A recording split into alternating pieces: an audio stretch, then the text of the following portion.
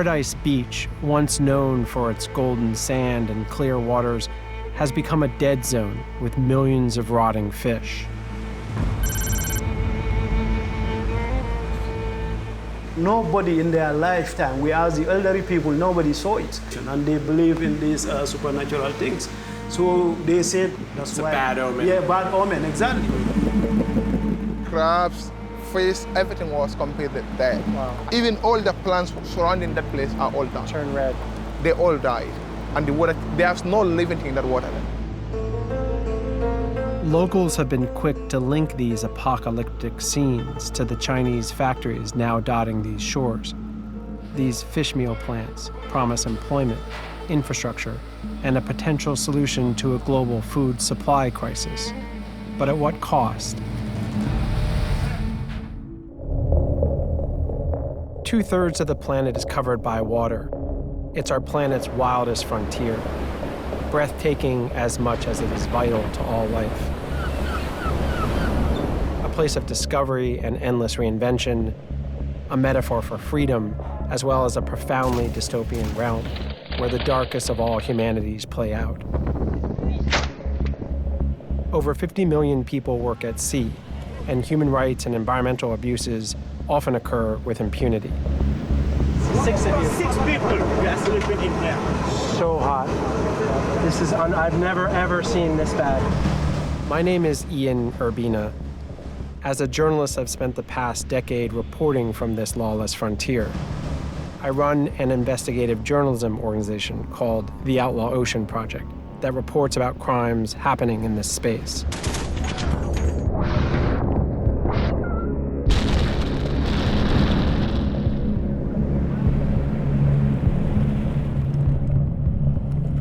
This is the Outlaw Ocean.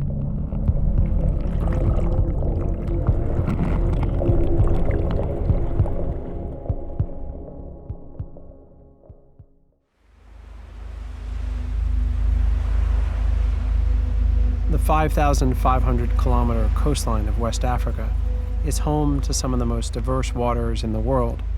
It's also economically vital to the region. More than 7 million people from Mauritania to Liberia rely on fishing for their livelihoods. For centuries, artisanal fishermen worked in tandem with nature's rhythms. Abundant fish maintained healthy local fisheries. Then, industrial fishing by foreigners began.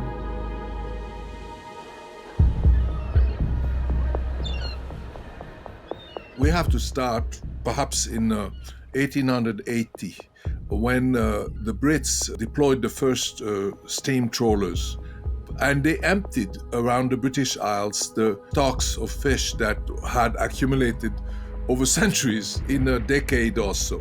And they had to fish further offshore. And basically that phenomenon reproduced itself in every country of the world. The biomass, the amount of fish in the water, has declined. We have wiped out 90% of the big fish. And that is very hard for people to conceive.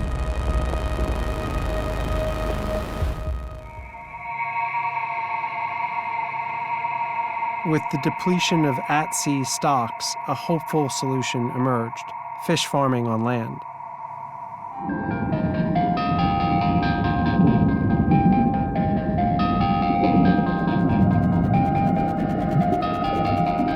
Aquaculture is often framed as both sustainable and a scalable way to feed the world, but there is a catch. Industry routinely chooses to feed powdered wild fish to their farmed fish in order to fatten them up and sell them faster.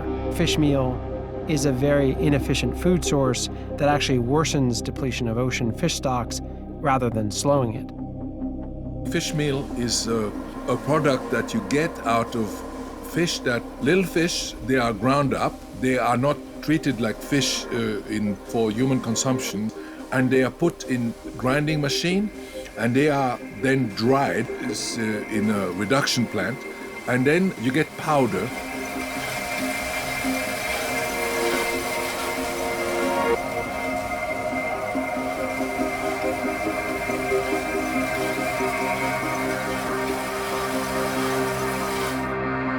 With relentless demand from China pushing fish meal prices to record highs, companies have set their sights on West Africa as a new source of supply. Gambia is the target. Stocks are still relatively robust compared to the rest of the oceans. It's one of the world's poorest nations, with the least monitored national waters.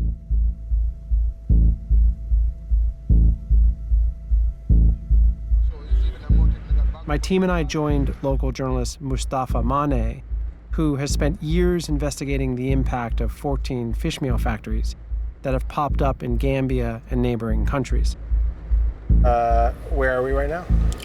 We're at Gunjur, just close to the Golden factory. Do you think it's safe for me to try and sneak some shots with this phone?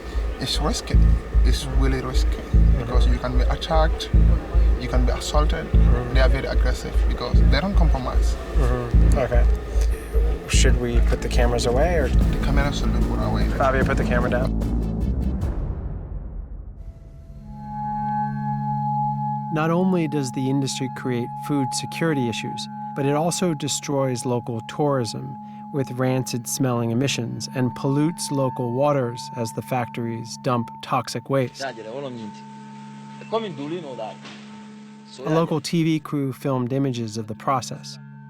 But what was deeply concerning and not exposed were the levels of chemicals the factory used to turn fish to dust. The effects on the environment were catastrophic. Waters turned red, and the fumes were toxic.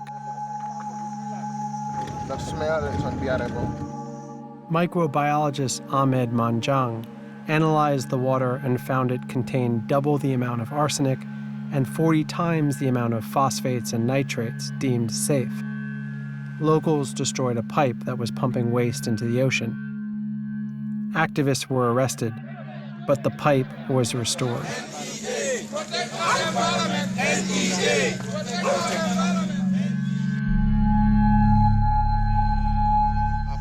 Why do you think they can get away with operating above the law? Because Gambia is in serious political debt with China.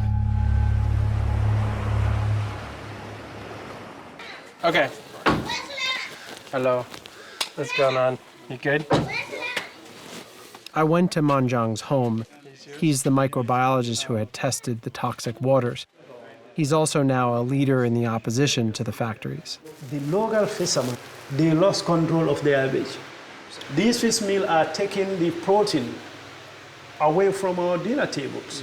So what's that going to happen? We're going to have a malnourished nation. Anyway, we are taking the natural one, giving it to the Chinese. They convert it into powder, send it to China, feed the fish, ship, and bring it to Gambia. And resell it to yeah. at an expensive price. The bunga fish we see now will disappear, and that will be a disaster for this community.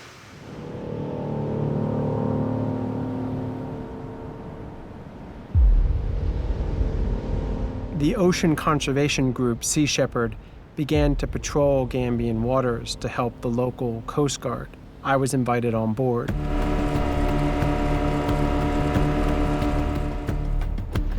The first time out, we saw a vessel, didn't know who it was, ran at it, got there, and suddenly it's the vessel that we were most interested in because it's connected to this really sketchy fish meal plant on land. Good. Can you repeat, please? I repeat. But we need to keep a hold of the ship, because I cannot Possible. Everything possible. Come here and think possible. This is a vessel that had its transponder off, so it was already a dark vessel. But even worse, it had no fish log.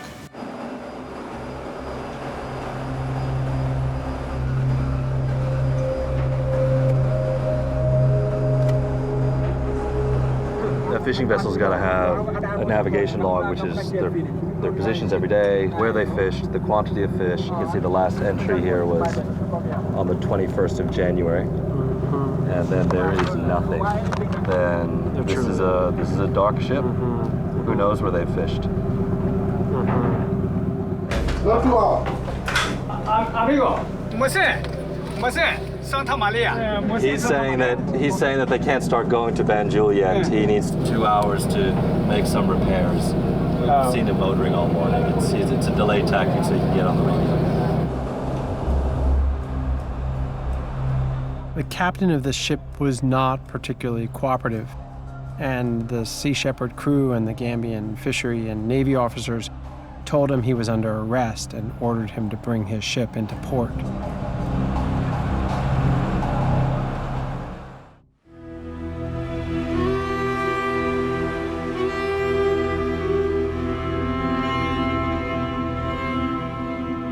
And then the second vessel was 10 times worse. And there was this space, it was like a crawl space, where all these guys were sleeping at night.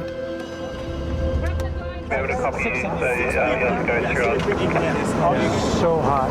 Fabio, I've never ever seen this bad. Sometimes we close here, but the water still is coming in. Few things rattle me these days, but for some reason, that space really rattled me.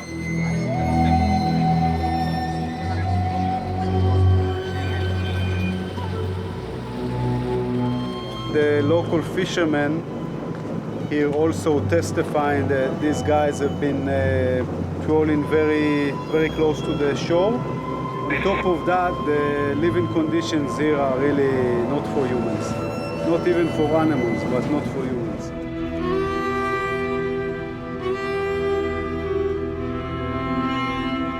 We saw how rules were broken with impunity to meet government-imposed quotas, but also how these trawlers fished well beyond demand of the fishmeal factories, leading to massive discarding of dead fish back into the ocean. The overcatch is left to rot in the waters or on the beaches, like in Gambia. We harvest fish the same way that is similar to using bulldozers to catch rabbits. And if you use bulldozers to catch rabbit, you will have no forest. Our use of aquaculture is ironically accelerating the very problem we set out to solve. Rather than slowing the depletion of fish stocks, aquaculture is speeding it up because of fish meal. And ultimately, it is the poor and our oceans that continue to pay the price for our ferocious appetite. I will run and come back, but I will never stay away, because I believe one thing, that is, if Gambia is destroyed, it's destroyed for us. And if Gambia is made, it's made for us. And I always ask myself one question, that is, what is going to be my answer if my children or my grandchildren happen to ask me, what were you doing when all this environmental destruction was happening? I always want to have the answer. And that's the main reason, that's why I keep speaking to people. I keep doing what I should do. I keep raising the awareness level of people, because awareness raising is key.